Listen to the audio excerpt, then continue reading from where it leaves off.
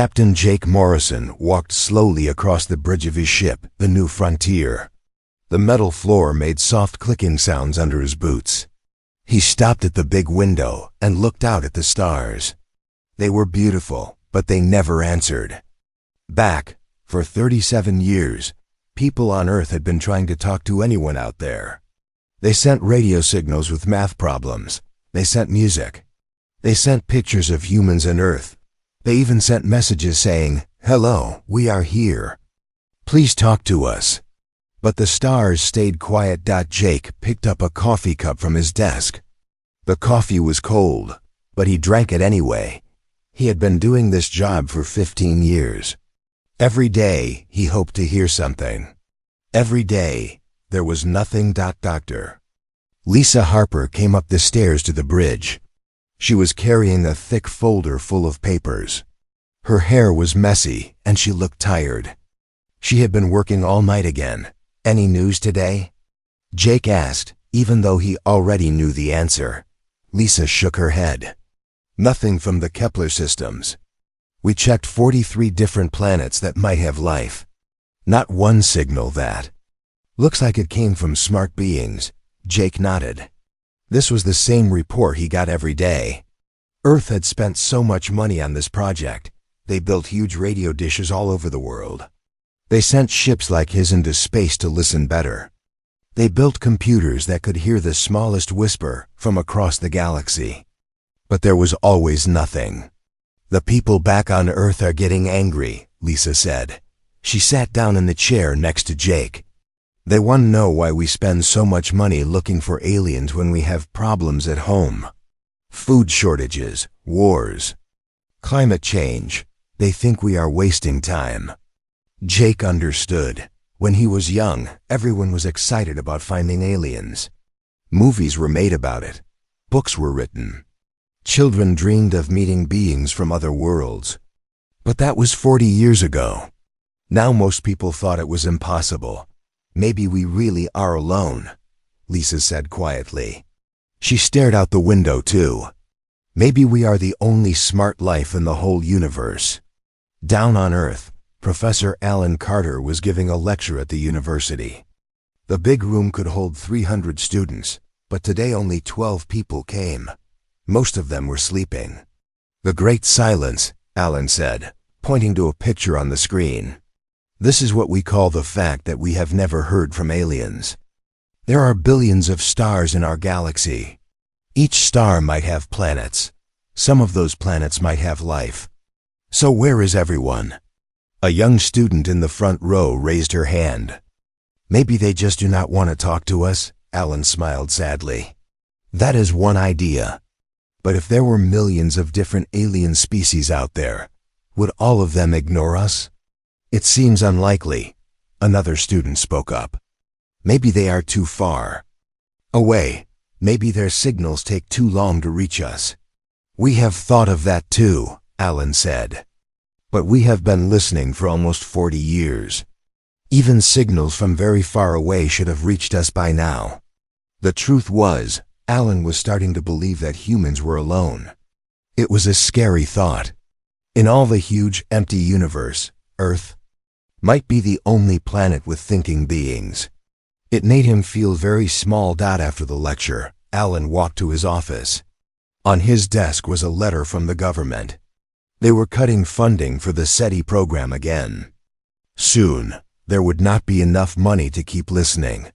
Far away from the university, in a secret place under the desert in Nevada, Colonel Beth Williams was reading reports that no one else was allowed to see.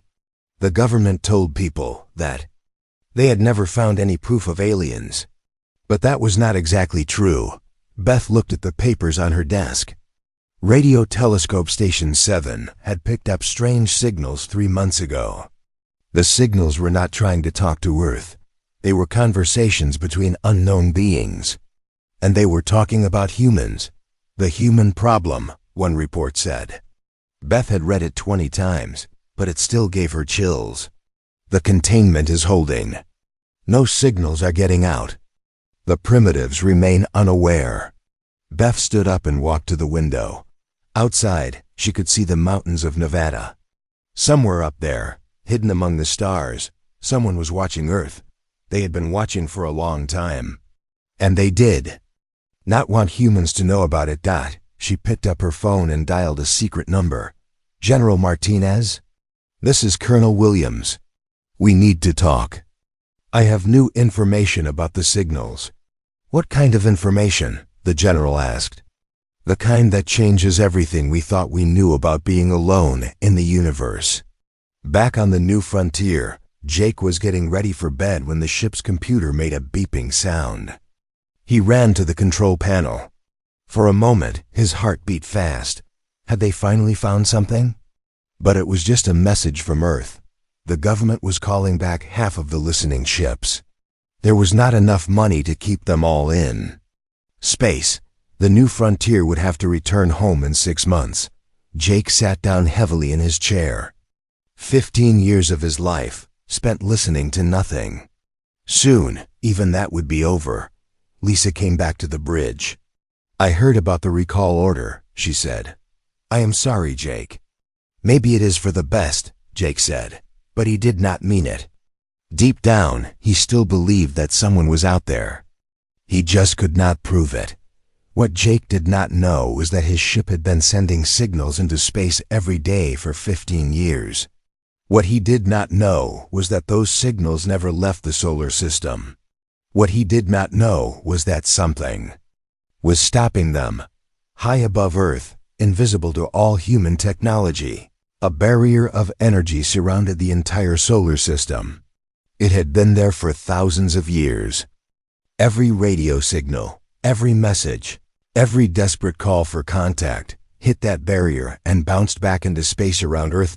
And on the other side of that barrier, millions of alien beings lived their lives, flew their ships, and built there. Civilizations, they knew about Earth. They had always known.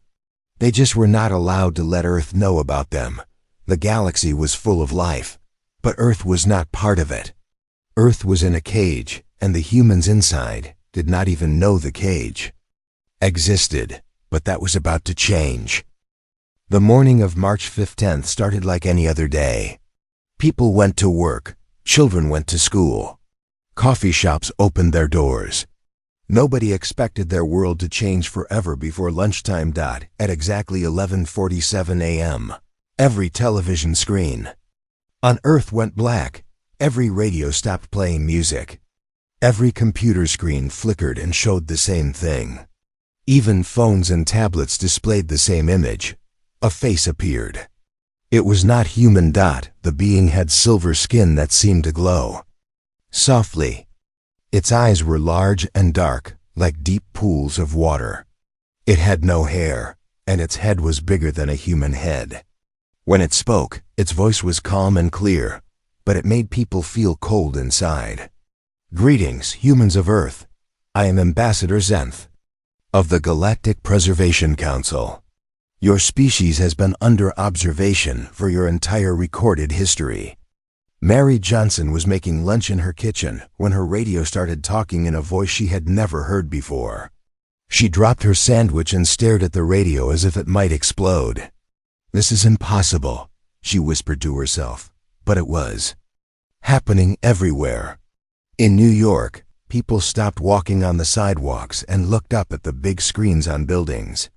In Tokyo, workers left their desks and gathered around televisions. In London, traffic stopped as drivers listened to their car radios. The alien continued speaking. We know this news will shock you. We know you have been searching for life beyond your world. You believed you were alone. This was not true. You were simply protected. Dr. Lisa Harper was still on the new frontier when the message came through. She and Captain Jake Morrison watched in amazement as the alien face appeared on their ship's main screen. Jake, Lisa said, her voice shaking. This is really happening. Jake could not speak. For 15 years, he had dreamed of this moment. But now that it was here, he felt scared instead of excited. On Earth, governments went crazy. President Williams called an emergency meeting. The Secretary of State, Paul Jenkins, was told to drop everything and come to Washington immediately. Military leaders were contacted. Scientists were called in from all over the world, but the alien was not finished talking.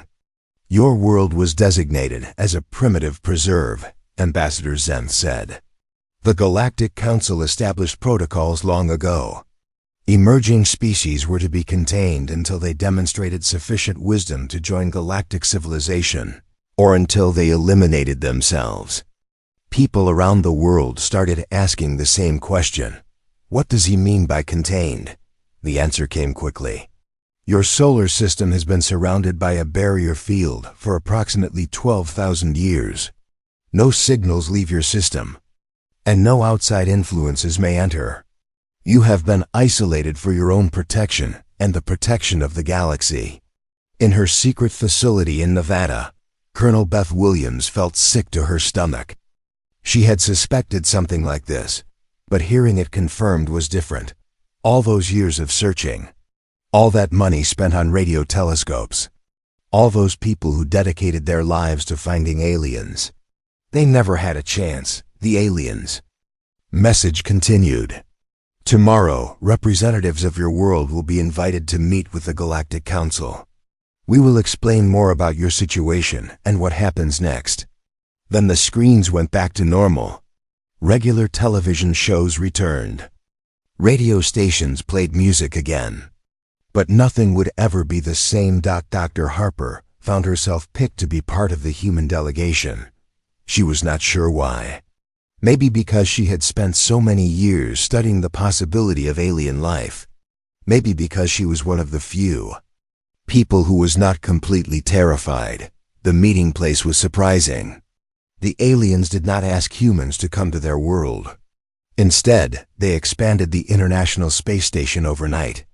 When astronauts woke up in the morning, their small station had become a huge complex with rooms they had never seen before. How did they do this without us knowing? Asked Paul Jenkins as he prepared to go to space for the first time in his life. They can do things we cannot even imagine, answered General Martinez, who was now in charge of Earth's military response to the alien contact. Dr. Harper arrived at the space station along with representatives from 12 different countries. The new parts of the station were beautiful but strange. The walls seemed to glow with their own light. The air felt different, cleaner somehow. Ambassador Zenth was waiting for them in a large room with a round table. He was taller than humans, maybe 7 feet. He moved like he was floating instead of walking. When he sat down, he folded his long hands on the table.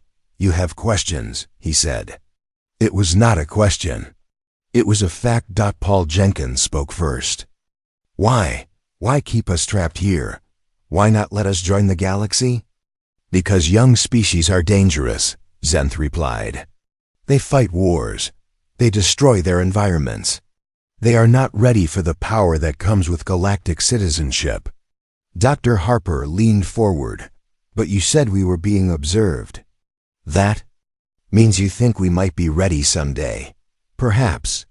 Most species either achieve perfect peace and wisdom, or they destroy themselves within 5,000 years of developing nuclear weapons.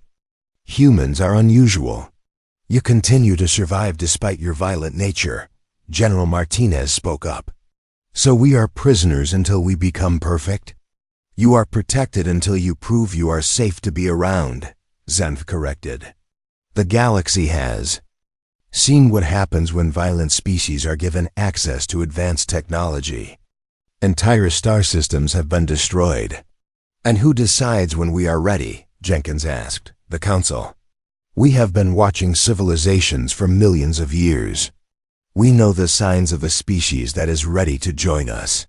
Dr. Harper studied the alien's face. There was something he was not telling them. What happens to species that never become peaceful enough? What happens if we never pass your test? For the first time, Ambassador Zenth seemed uncomfortable. That has never been a problem before. You mean they all became peaceful? I mean they all destroyed themselves. The room became very quiet. The humans looked at each other with worried faces. They were trapped in their solar system, being tested by aliens who expected them to either become perfect or die trying. There is something else, Zenth said after a long pause. Something that may change everything. The Council has detected a threat approaching this part of the galaxy, an old enemy that we thought was gone forever. What kind of threat? General Martinez asked. The kind that makes our rules about primitive species seem unimportant. The kind that might require us to work together if any of us are going to survive. Ambassador Zenth stood up, preparing to leave. You will be contacted again soon. The Council must decide what to do about the human situation in light of these new circumstances. After the alien left, the human representatives sat in silence. For a long time, they had spent their whole lives thinking they were alone in the universe. Now they knew they were trapped in a cosmic zoo, being judged by creatures who thought humans were too dangerous to be free. And somewhere out there, something was coming that scared even the aliens. Dr. Harper looked out the window at Earth spinning. Below them, it looked so small and fragile from up here. She wondered if they would ever be allowed to leave it behind and explore the galaxy. She wondered if they would survive long enough to find out. 3 months had passed since first contact. The world had changed in ways no one could have imagined. Some people were excited about aliens.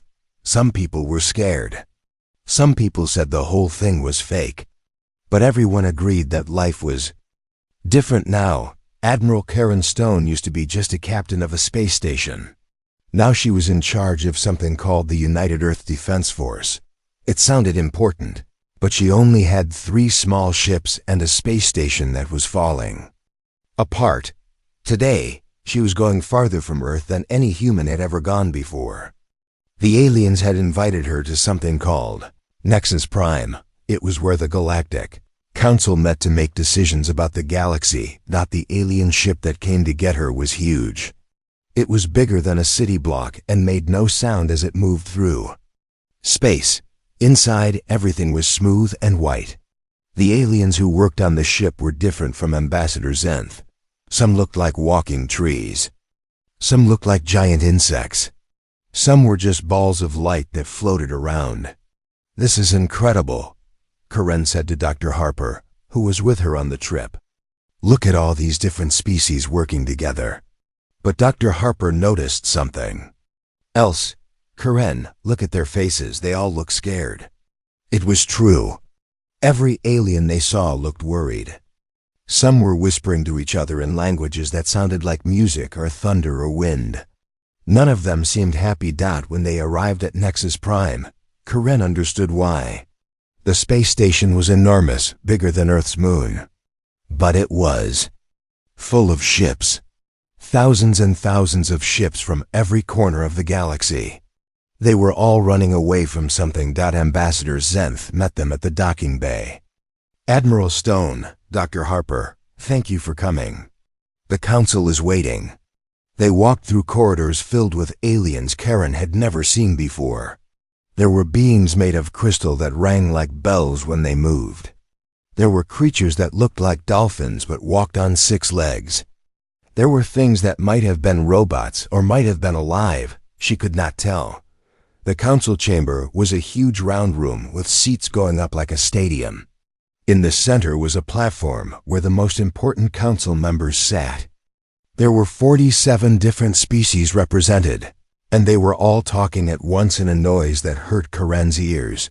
A being that looked like it was made of flowing water called for quiet. The emergency session will now begin. We are here to discuss the return of the Devourers. Karen felt Dr. Harper grab her arm. Devourers? Harper whispered. A creature with skin like tree bark stood up. This was Counselor Vex. His voice sounded like breaking glass. Long-range sensors confirm it. The Devourers have returned to our galaxy. 3 outer rim systems have already gone dark. Another counselor, this one with tentacles instead of arms, waved frantically. Our greatest military minds estimate 6 months before they reach the core systems. Maybe less. Karen raised her hand. The entire chamber fell silent. Thousands of alien eyes turned to look at the human. "Excuse me," she said, "but what exactly are devourers?" Counselor Vix's lights dimmed, which Curran guessed meant he was sad or scared. "They are the reason we have preservation protocols, Admiral. Stone, they are the reason we hide young species like yours." Ambassador Zenth stood up. "The devourers consume everything. They strip planets bare. They turn all life into energy to fuel their ships. They move through space like a plague, leaving nothing behind. We fought them 12,000 years ago," added Counselor Thane, the one with tentacles. "Half the galaxy died in that war. We only survived by hiding in the far edges of space and waiting for them to leave." Dr. Harper spoke up. "And now they are back?" "Yes, and this time we are not sure we can hide. They seem to know where we are." The chamber erupted in noise again as different species began arguing. Some wanted to run to other galaxies. Some wanted to build bigger hiding places. Some wanted to surrender and hope the devourers would be merciful.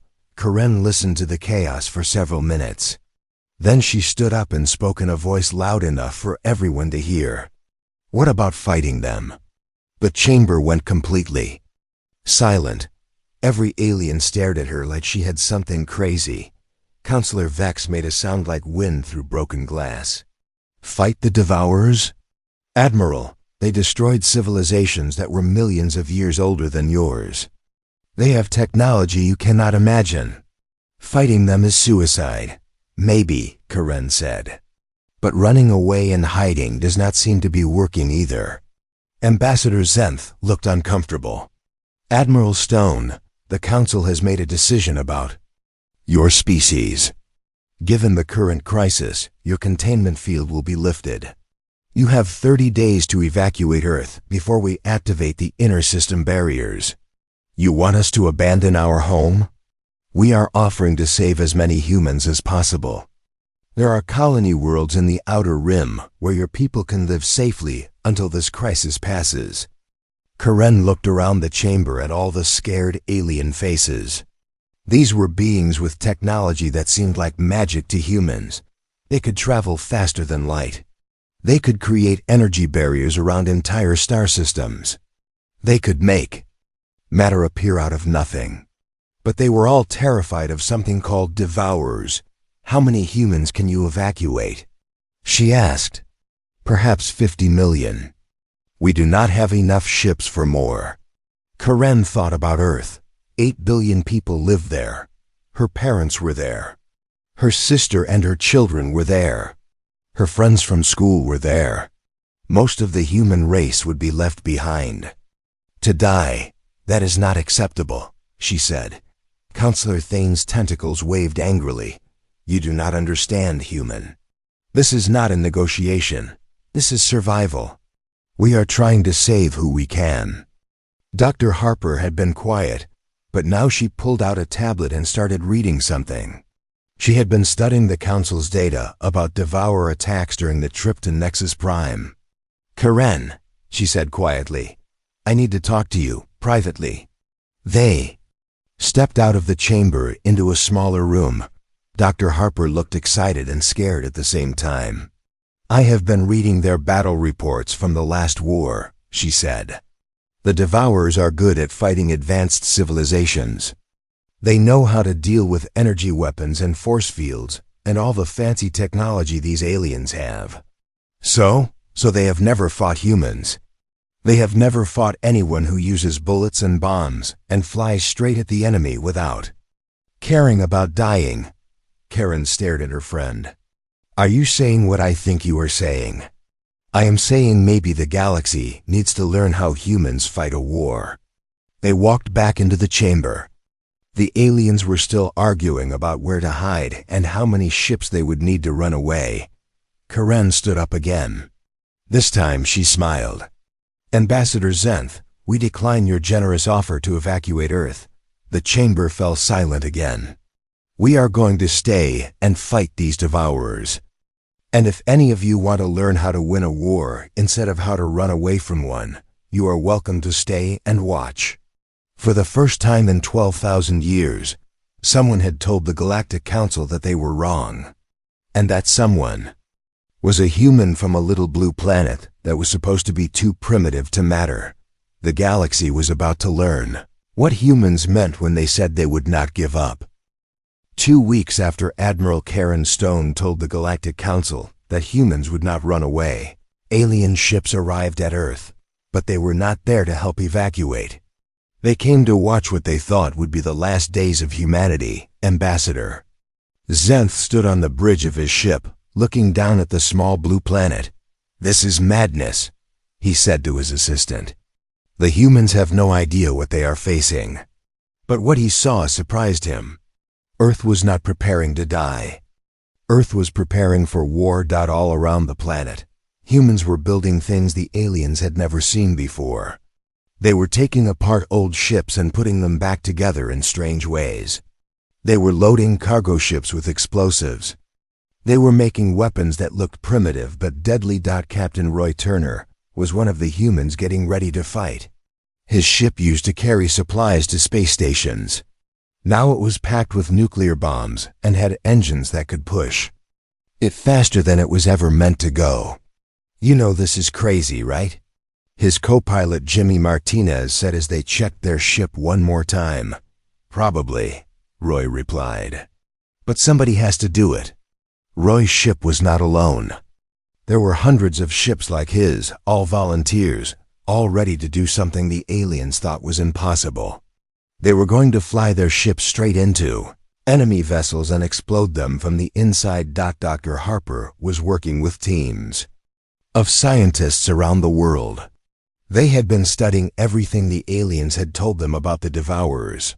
What they found gave them hope. The Devourers are used to fighting civilizations that think like them, she explained to a room full of military leaders. They expect energy shields and long-range weapons and careful tactics. They have never fought anyone who fights like we do. General Martinez, who now commanded all of Earth's military forces, looked at the plans Harper had drawn up. "These tactics will get a lot of people killed." "Yes, they will," Harper agreed. "But they might also win the war." On Mars, where humans had built their first colony, Lieutenant Colonel Amy Ross was training soldiers for something no alien army had ever attempted. They were learning to fight inside enemy ships. "The Devourers think their ships are safe once you get inside," she told her troops. "They have never had to deal with enemies who bring the fight to them face to face." Amy's soldiers carried simple weapons, guns that fired bullets, bombs they could throw, cutting tools that could slice through alien metal. The aliens thought these weapons were primitive. But primitive did not mean useless. The Devourers arrived on a Tuesday morning. Their ships were enormous, each one the size of a city. They moved through space like dark clouds, blocking out stars. When they reached the edge of Earth's solar system, they stopped and sent out smaller ships to scout. Admiral Stone was waiting for them. "All ships, this is Admiral Stone," she said over the radio. "Remember, we are not trying to win pretty. We are trying to win." The first Devourer scout ships expected to find orbital defense platforms and energy weapons. Instead, they found Captain Turner and his volunteers. Turner's ship shot straight toward the enemy at full speed. The Devourers tried to destroy it with their energy beams, but Turner's ship was small and fast and hard to hit. When he got close enough, he crashed his ship right into the side of a Devourer vessel. The explosion lit up space like a new star. "Did you see that?" Turner's voice came over the radio just before impact. "Take that, you alien jerks." All across the solar system, human ships were doing the same thing. They flew straight at the enemy with no fear, no hesitation, and no plan, except to cause as much damage as possible before they died. The Devourers had never seen anything like it. On their command ship, the Devourer leaders were confused. "Why do they not use shields?" one asked. "Why do they not try to protect themselves?" "I do not know," replied another. "This is not how civilized species fight." But the humans were just getting started. When the main Devourer fleet moved toward Earth, They found the planet surrounded by mines. Not energy mines or smart missiles, but simple bombs that exploded when ships got too close. The Devourers lost dozens of ships just trying to get near the planet. Then General Martinez launched the ground assault on the Devourer ships that made it through the minefield. Amy Ross led the first boarding party. Her team used magnetic boots to walk on the outside of a damaged Devourer ship. They cut holes in the hull with plasma torches and crawled inside. The Devourers inside the ship panicked. They had never fought an enemy that came aboard their vessels. They had weapons for space battles, but they did not know how to fight soldiers running through their corridors. "Keep moving," Amy shouted to her team as they fought their way toward the ship's engine room. "Do not let them organize." The humans moved fast and hit hard. They used their smaller size to crawl through air vents. They set bombs in important areas. They fought with a wild energy that terrified the Devourers. Within hours, 3 Devourer ships had been captured from the inside. But the real surprise came when the main Devourer fleet tried to land on Earth itself. The aliens expected orbital bombardment followed by organized ground forces. Instead, they found humans who had been preparing for this moment their whole lives. Every city had been turned into a fortress. Every building was a potential trap. Every human carried weapons and was ready to fight when Devourer troops landed. In New York, they found the streets filled with humans who refused to surrender. When they landed in Tokyo, the humans disappeared into tunnels and attacked from underground.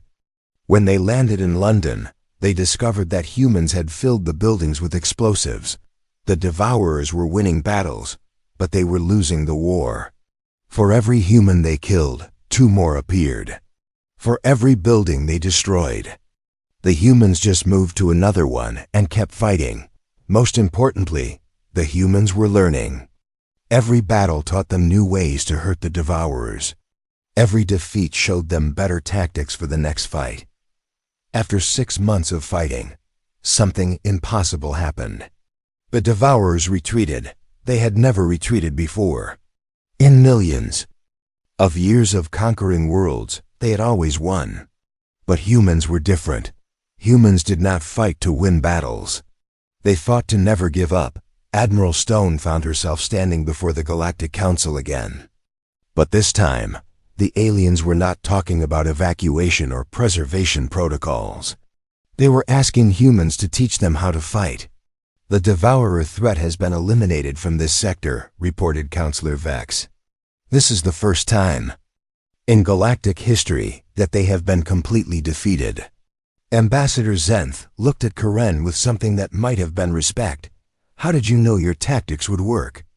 Karen smiled. "We did not know. We just knew we were not going to give up without a fight." "The Council has voted," announced the water being who led the meetings. "All preservation protocols are hereby ended. Humanity has earned full membership in the galactic community." "We appreciate that," Karen said.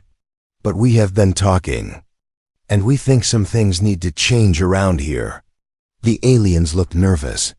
They were starting to understand that humans did not just fight enemies. They fought for ideas. "There are 43 species still trapped in containment fields," Karen continued.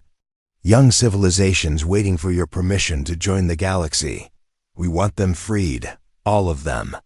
"But the protocols exist for good reasons," Zenth protested. "Maybe. But every species deserves the chance to prove what they can do when they are free. Nobody should have to fight alone." Dr. Harper stepped forward.